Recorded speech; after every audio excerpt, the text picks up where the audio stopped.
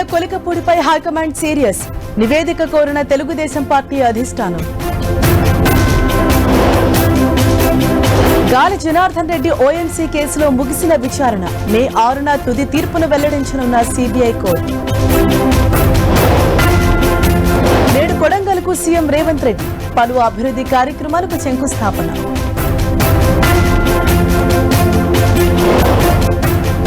వాళ్ళ టీడీపీ 43వ ఆవిర్భావ వేడుకలు ఘనంగా నిర్వహించేందుకు తెలుగు తమ్ముళ్ల ఏర్పాట్లు.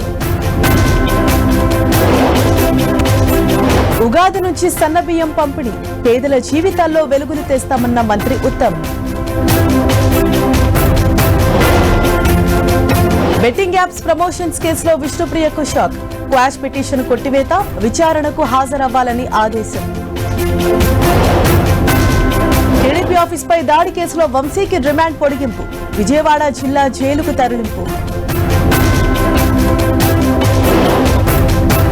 ప్రారంభోత్సవానికి సిద్ధమైన పంబన్ రైల్వే బ్రిడ్జ్. ఏప్రిల్ 6న ప్రధాని మోదీ చేతుల మీదుగా ఆవిష్కారం. పేకమేడల్లో కూలిన భవనాలు, శిథిలాల కింద ఆర్తనాదాలు. మియన్మార్, థాయిలాండ్ భూకంపాల్లో 186 మంది మృతి.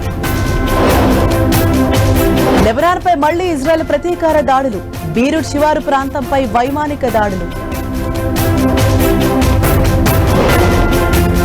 అంతర్జాతీయ మార్కెట్లో భగ్గుమన్న బంగారం ధర. ఈ ఏడాది 18వసారి ఆల్ టైమ్ రికార్డును తిరగరాసిన పసిడి. సొంత గడ్డపై చిత్తుగా ఓడిన చెన్నై సూపర్ కింగ్స్. 50 పరుగుల తేడాతో బెంగళూరు విక్టరీ.